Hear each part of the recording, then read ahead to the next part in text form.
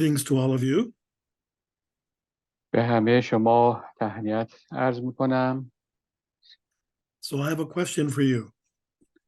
همین ابتدا من براتون یک پرسش دارم.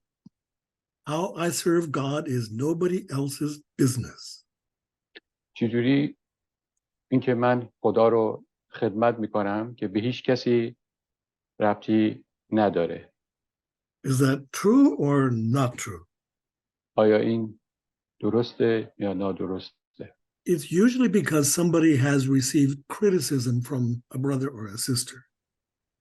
این به این علت بود که این عنوان که معمولا بعضیامون به عنوان از یه خواهر یا یه برادری ما اعتراضی شنیدیم.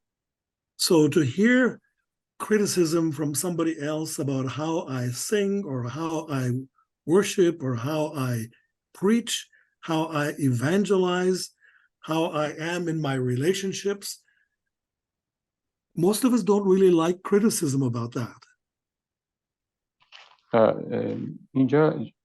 اینجا مسئله هستش که معمولا بعضی وقتا ما میشنویم که به ما میگن که این روش پرستشت، خوندنت، موعظت، تعلیمت اشکال داره و یه جوری با ما معترض میشن و معمولا ما دوست نداریم که این در واقع کسی و ما معترض بشه. So I would like to begin by saying that there is a sense in which this is true. من میخوام اینجا شروع بکنم با این مسئله که اول با این مسئله با این حس که میتونه این درست باشه. In 1 Corinthians it says the Lord has assigned to each his task. The fire will test the quality of each man's work. در اول قرنتیان باب 3 5 یا 13 در اونجا صحبت بر این هستش که خداوند به هر کسی یک وظیفه ای رو در واقع اهدا کرده و آتش هست که در واقع اون کیفیت کار رو، خدمت رو برای هر نفر و کار هر کس مشخص خواهد کرد. So it's true that there's a sense in which God is my final judge, not anybody else. بله این حس درسته که اون داور نهایی خداست و نه هیچ کسی دیگر. Then it says here in chapter 4, verse 3, I care very little if I am judged by you or by any human court. Indeed, I do not even judge myself. My conscience is clear. That does not make me innocent. It is the Lord who judges me. و در اول قرنتیان باب 4 جالبه که پولس ادامه میده و در اونجا میگه که So I'm going to go to verse 3. Okay. در اونجا صحبت بر این که اما به جهت من کمتر چیزی که از شما یا از هر بشری حکم کرده شوم بلکه در خودم نیز حکم نمی کنم. And then you go to verse 4 and 5 as well. Yes. زیرا که در خود عیبی نمی بینم اما از این عادل شمرده نمی شوم بلکه حکم کننده من خداوند است. لذا پیش از وقت به چیزی حکم مکنید تا خداوند بیاید که خفایای ظلمت را روشن خواهد کرد و نیتهای دل را به ظهور خواهد آورد. آنگاه هر کس را مد از خدا خواهد بود. So it's true that I am personally accountable to God. خب این درسته که من مسئولم نسبت به خدا. And nobody else should be in a hurry to judge me. و هیچ کس نباید سریع بیاد منو محکوم بکنه. He's saying that we should not judge each other as if we had all of the information required. و اینجا صحبت برای اینه که ماها نباید همدیگر رو زود یا محکوم بکنیم برای اینکه خیلی چیزها درگیره، خیلی مطالب و در هر مسئله‌ای. He says that we don't know each other's motives. برای اینکه میگه اینجا ما انگیزهای همدیگر رو نمیدونیم. But in verse 5 he says that God knows the motives. اما تو آیه 5 اول متن باب 4 میگه خدا هستش که نیت‌های قلب رو میدونه. So he warns the Corinthians about judging each other. می‌بینیم اینجا پولس در واقع مردم قرنتس رو بهشون هشدار میده از اینکه همدیگر رو قضاوت کنند. So it's true that we should be very careful about judging one another. پس برای این خیلی مهمه که توجه کنیم همدیگر رو قضاوت نکنیم. Because ultimately, each of us are accountable to God for our own life. برای اینکه در نهایت هر کدوم ما نسبت به خدا در واقع مسئولیت داریم و مسئول هستیم و به جوابگو هستیم. So in a way, it's true that how I serve is not your business or somebody else's. پس یه جوره بله یه جوره میتونیم اینجا بگیم که اینکه من چجوری دارم خدا رو خدمت میکنم به هیچ کسی ربطی نداره. However, that's not the whole truth. اما این تمام حقیقت نیستش. That the Apostle Paul practiced voluntary reporting and accountability. می‌بینیم که اینجا مثلا خود پولس رسول میاد این در واقع پاسخگویی و به صورت داوطلبانه نسبت به دیگران انجام میده. We don't know that anybody told him he had to do this. ما هیچ جا نمیخونیم که این پولس اینو مجبور شده بود که انجام بده. But after his first missionary journey, he returned home and he reported everything that had happened. و بلکه نوشته شده که بعد از که اولین مأموریت خدمتی خودش رو انجام داد برگشت خونه همه جزئیات رو اومد تشریح کرد گفتش. We're told in Acts 15 that when there was a doctrinal controversy, Paul and Barnabas were appointed by the church in Antioch to take the matter to Jerusalem for discussion and resolution there. مثلا در اعمال 15 میخونیم که در اونجا وقتی که یک مشکل الهیاتی پیش اومده بود در واقع کلیسا در اونجا میاد بارنابا و پولس رو مأمور میکنه که برن و این مسئله رو حل کنن.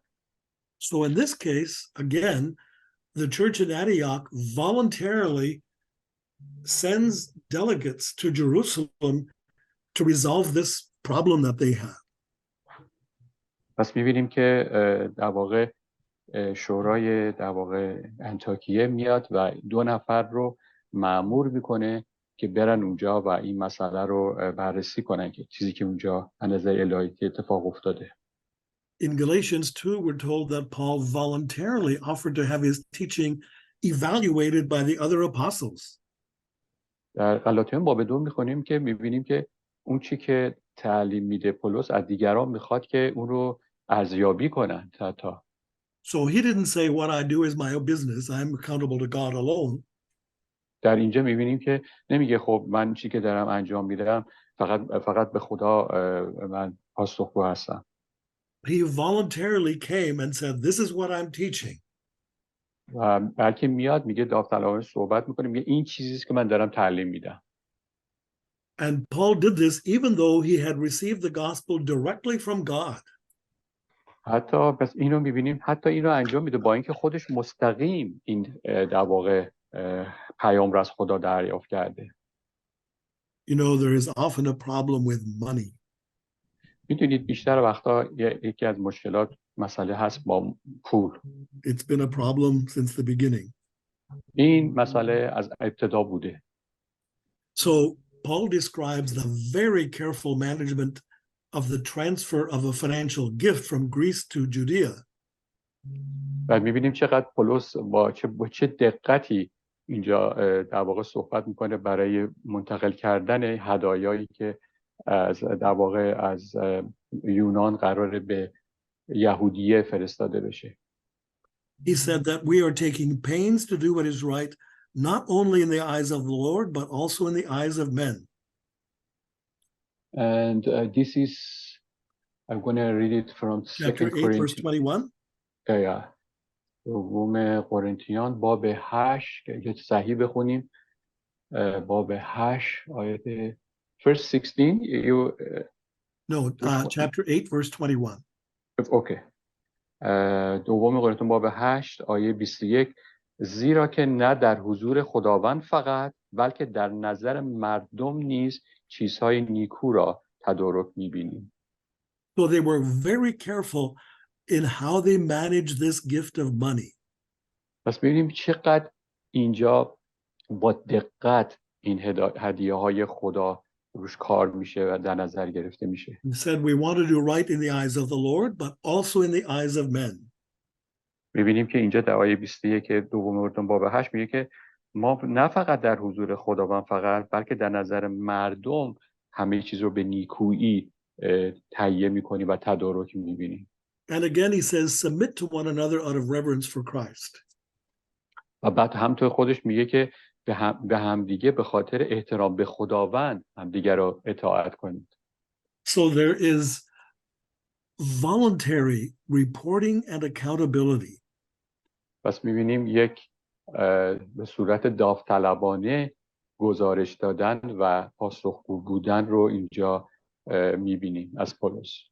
This is not somebody else telling you you have to do this. این نیست که یکی دیگه باید به شما بگه باید حتما این کارو بکنی. It's a voluntary reporting and accountability. بلکه یک گزارش و پاسخگویی داوطلبانه هست. Does this make sense to us? آیا این برای هممون مشخص روشنه؟ You agree with this? آیا شما با این مسئله موافق هستید؟ Yes. Okay.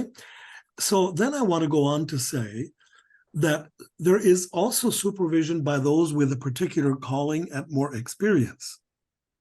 و میخوام اضافه کنم که یک سری نظارت هایی هست که به وسیله کسانی که این فراخواندگی رو، این خواندگی رو و این تجربه بیشتری رو دارن.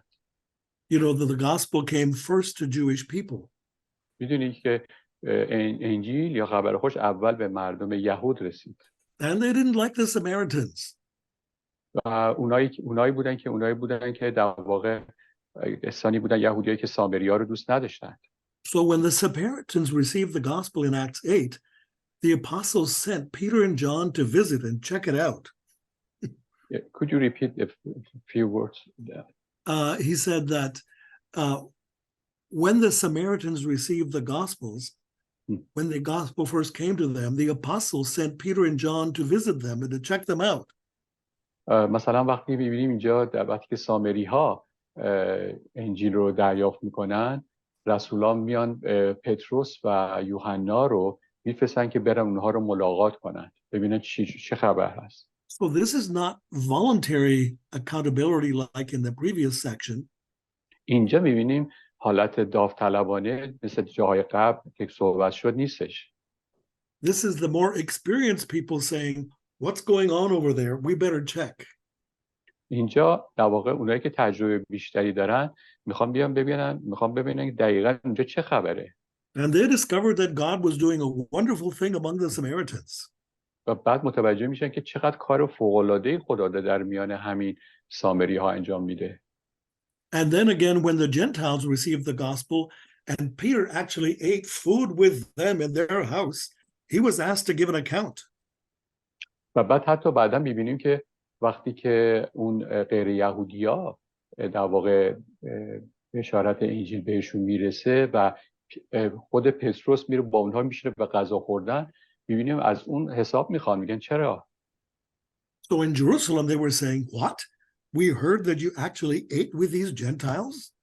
میبینیم در اورشلیم مثلا یهو میگن چی؟ تو رفتی با این غیر یهودی نشستی اینجا غذا خوردی؟ Again, this isn't voluntary. In Jerusalem, they are asking him to give an account. می‌بینیم دوباره در اینجا یه حالت داوطلبانه نیست، بلکه دارن اینجا واقعا حساب میخوان ازش، از پتروس. And then again, when there was controversy about circumcision, the apostles and elders accepted the responsibility of looking into and resolving the matter in Acts 15. بعد می‌بینیم دوباره در واقع اعمال رسولان باب 15 در مورد مسئله ختنه که اونجا حالا بحث پیش اومده، اختلاف پیش اومده، اونجا در واقع یه سری کسایی به عنوان در واقع اونایی که مشایخ هستن انتخاب میشن که برند و این مسئولیت به عهده بگیرن، ببینن که چه خبر هست So when there was مسئله رو حل کنن. when there was confusion about this issue of circumcision, وقتی که پس یک اختلاف نظر و در واقع سرگیجگی پیش میاد در مورد مثلا ختنه اینجا، the apostles in Jerusalem accepted the responsibility of investigating. میبینیم که اینجا رسولان و اونا واقعا میخوان که این مسئولیت رو به عهده میگیرن که میخوان بفهمن و این مسئله رو حل کنن. Besides that, we have the apostles who wrote letters of instruction to new believers everywhere. و غیر از این ما میبینیم که همین در واقع رسولا نامه‌هایی می‌نویسن، دستورالعمل‌هایی به تمام نوایمانان همه جا، به هر جایی که هستن. So we have voluntary accountability. پس ما می‌بینیم یک در واقع پاسخگویی داوطلبانه هست که خادمین انجام میدن. And then here we have supervision by those with a particular calling like the apostles and who have more experience. و بعد می‌بینیم یه حالت نظارتی هست که توسط خادمین با تجربه هست که اونها این خواندگی رو دارن و انجام میشه. And then we come down to this place where we're saying, here are some principles to go by. و بعد میرسیم به یه سری در واقع اصولی که میگیم که خب حالا ما با این اصول میتونیم بریم جلو. So that we can see in scripture that those who have a special calling have more experience, care for and supervise those who have a more limited calling and have less experience. اول میبینیم یه سری که یک خواندگی خاصی دارن و تجربه های بیشتری دارن، کارشون برای این هست که بتونن نظارت کنن و مراقب در واقع اونایی باشن که در واقع تو این خدمت ها یه سری محدودیت ها دارن یا اینکه تجربه کمتری دارن. And this is something that should be done with maturity. Peter says, not lording it over those entrusted to you, but being examples.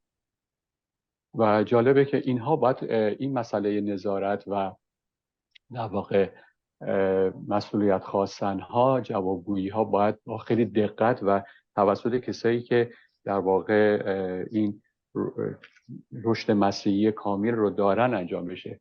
مثلا اینو در اول پتروس باب 5 آیه 3 با هم دیگه نگاه کنیم. در اونجا اول پتروس باب 3 آیه 5 پتروس باب 5 آیه 3 ببخشید باب 5 آیه 3 که اینجا گفته میشه که و چنان که بر قسمت‌های خود خداوندی بکنید بلکه به جهت و نه چنان که بر قسمت‌های خود خداوندی کنید بلکه به جهت گله نمونه باشید.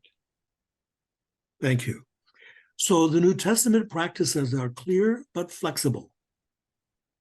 پس می‌بینیم که هم در کتاب عهد جدید ما هم این روشن هست، هم یه سری در واقع انطباق‌هایی رو نشون میده بر اساس شرایط. There is no 50-page constitution. اینطوری نیست که مثلا 50 صفحه قانون نوشته شده باشه، بگیم دستورالعمل نوشته شده باشه. The principles are there. اون اصول اونجا And that's what we have to work with. و این چیزیست که ما باید باش کار کنیم. Modern practices. اما حالا ببینیم این در این به صورت مدرن این عملاً داره چجوری عمل میشه. So Christian churches and organizations try to apply the principles that we have observed. اینجا اینی که صحبت میشه که مسیحی‌ها و کلیساها و سازمان‌ها دارن سعی میکنن بتونن اون اصول رو که ما الان دیدیم رو به کار بگیرن. But how they do it can vary quite a bit. ولی اینکه چطور دارن اون رو انجام میدن خیلی متفاوت به نظر میرسه. But pride and fear can create big problems here.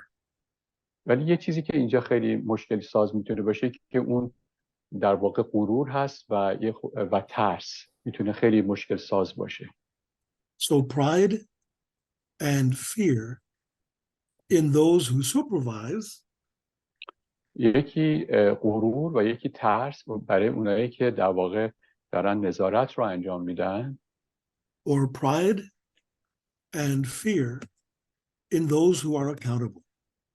یا برعکسش غرور و ترس برای اونایی که باید پاسخگو باشن.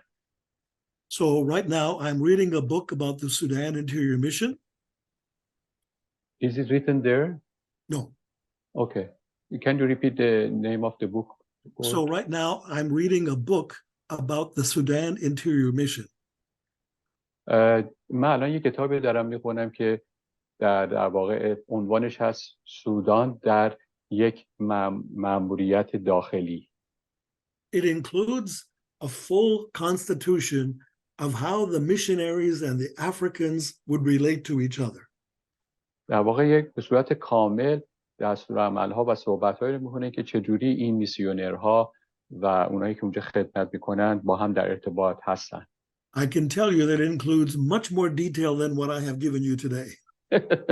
من بتونم مطمئنا بهتون بگم در این کتاب خیلی جزئیات بیشتر از این که من امروز براتون گفتم درش نوشته شده. Almost any ministry agency that you get to know will have a lot more detail than is on these pages. و در واقع هر سازمان و هر گروهی از مسیحا اونجا می‌بینیم که خیلی از این در واقع دستورالعمل‌ها و اینها رو دارن و خیلی بیشتر از این صفحه‌هایی است که ما اینجا داریم صحبت می‌کنیم. So accountability includes 4 primary components. پاسخگویی شامل 4 در واقع عنصر اصلی هستش. It begins with a relationship. با رابطه شروع میشه. If I don't have a relationship with you, I can't supervise you very well. اگه من با شما ارتباطی ندارم درست هم نمیتونم شما رو براتون نظارت کنم. If you don't know me, it's very difficult for you to be voluntarily accountable. و برعکسش وقتی که منو نمیشناسین شما هم نمیتونید داوطلبانه واقعا پاسخگو باشید. So the relationships we have with each other are critical in this matter. و بنابراین رابطه یک نقش خیلی حیاتی در این مسئله داره. I don't want to be accountable to somebody who doesn't know or understand me. من نمیخوام به کسی که نه منو میشناسه نه درست میدونی کیم به اون پاسخگو باشم. So today I'm in the process of entering into a supervisory relationship with somebody. همین امروز که دارم با شما صحبت کردم من دارم در واقع شروع میکنم برای که بتونم یک نظارتی رو با یه شخصی انجام بدم. I met this person for the first time on Monday. و دوشنبه بود که دفعه اول بود که اون شخص رو من ملاقات کردم. I'm realizing that I need time. و من متوجه شدم که چقدر باید زمان بگذارم براش. I need time to get to know this person. باید وقت بذارم که اون شخص رو بشناسمش. I need to hear their testimony. باید بتونم شهادتش رو بشنوم. And in this case, they actually told me their testimony in a 30-minute video. در واقع در این حالت میگه که اون یه شهادتی داره که توی یک ویدیوی 30 دقیقه‌ای هست. I didn't realize this person grew up in South Africa. من نمیدونستم که اون شخص در آفریقای جنوبی بزرگ شده. When we are making ourselves accountable to someone or supervising somebody from a different culture, it's complicated. وقتی که عزیزان ما میخوایم به یه نفر پاسخگو باشیم یا یکی رو در واقع نظارت کنیم که از یک فرهنگ دیگه هست خیلی پیچیده میشه مسئله. I'm saying that you need to have a good relationship in order for this to work. منظورم اینه که واقعا باید آدم یک رابطه خیلی خوبی داشته باشه که بتونه همه چی به خوبی بره جلو. There should be assessment. و بعد دومی مسئله ارزیابیه. How are things going? مسئله چجوری داره پیش میره؟ Not long ago, I was with somebody and they were having an online service all around the world, but only about 4 people were in the room. من همین چند وقت پیش نبود که گفتن یه نفر میگفت من با تمام دنیا دارم خدمت میکنم وقتی که رفتم اونجا دیدم 4 نفر اونجا هستن. If I asked them how did things go, they said wonderful. و اگر سوال میکردم خب چجوری داره پیش میره میگفتن عالی. But when I look, I think there's only 4 people here. وقتی خود نگاه کردن خب فقط 4 نفر رو جمع شدن اونجا. But they said the Lord was with us. ولی گفتن که خب خداوند با ماست. Well, I'm glad about that. خب من خوشحالم از این مسئله. But when we are asking the question, how are things going? ولی وقتی که سوال میکنیم که واقعا چجوری میگذره، We want to be honest with each other. قراره که ما با هم دیگه صادق باشیم. Is this what you were hoping for, what you expected? مثلا میگه این چیزیست که شما امید داشتید، انتظارشو داشتید. Do you have any special challenges? آیا یه سری چالش‌های خاص دارید توی این مسئله؟ So we're talking openly about how are things going. بنابراین خیلی باز و مشخص در مورد مسائلی که داریم میگذره قرار صحبت Are بشه. you having some discouragements? آیا سری مسئله های ناامید کننده هم داشتین؟ الان دارین؟ So this kind of assessment is necessary when there is accountability. پس بنابراین این ارزیابی خیلی مهمه زمانی که ما میخوایم که نسبت به هم پاسخگو باشیم. It's best when there's openness, not fear and avoidance. و بعدی مسئله بعدی اینه که آدم بتونه خیلی مسئلهش خیلی باز باشه روی مسئله، نه با ترس و بخواد این رو با ترس و یه جورایی ازش در بره باشه. So when money is involved, this is a special problem. و زمانی که پول این وسط میاد میتونه یک مشکل بیشتر خاصی رو ایجاد کنه. Because I don't want to admit that things are not going well and my supervisor is not going to be happy and my supervisor is also in charge whether I get paid or not. برای اینکه اون موقع است که من دوست ندارم کسی که داره به من نظارت میکنه ناراحت بشه از اینکه یه سری مسائل داره میگذره که خوشایند نیست و اینها. And there is dialogue that goes both ways. و بعد یه سری در واقع مکالمه‌ای هست که به هر دو طرف ربط پیدا میکنه. So when Peter and John came to visit the Samaritans, مثلا وقتی که پتروس و یوحنا قرار بود برن این سامری ها رو بازدید کنن ازشون، they came personally to find out how things were going. به صورت شخصی هر کدومشون رفتن ببینن چه خبر هست اونجا. They could see with their eyes that something special was happening in Samaria. دقیقا رفتن اونجا با چششون از جلو دیدن که ببینن اون سامری ها دارن چه میکنن. They were excited about what they saw. و خیلی هیجان پیدا کردن از چیزی که دیدن. There was a new relationship developing between Peter and John and the Samaritans. اون موقع بود که یک رابطه خیلی متفاوت و بهتری بین هم پتروس و هم یوحنا و هم سامریا اتفاق افتاد. So like anything else, accountability can be done well, acceptably, or poorly.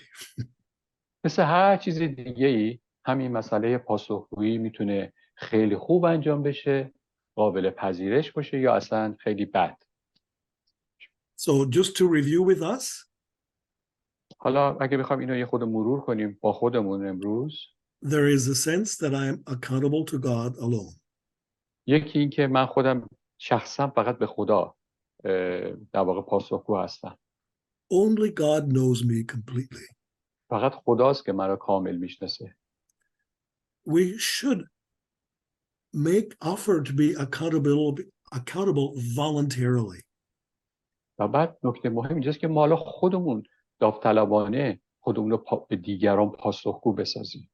And there is also a place for supervision by those who have a special calling and more experience. و سومین مسئله اینجاست که یه جاهایی هستش که برای اونا باید اجازه بدیم کسانی که تجربه بیشتری دارن و این خواندگی خاص رو دارن بتونن در ما نظارت کنند. Our modern practices sometimes seem very different from New Testament. و در واقع این کاربردهای جدیدی که امروزه ما داریم می‌بینیم بعضی وقتا خیلی متفاوت هست از اون چیزی که در عهد جدید بهش اشاره شده. But we are looking to draw our practices from the teaching of Scripture. اما ما در واقع به این رویه‌مون که که داریم خدمت میکنیم همیشه برمیگردیم به کلام So خدا. I'd love to hear your questions and your comments. من خیلی دوست دارم که به سوالهای شما رو یا در واقع نظراتی که دارید رو بشنوم.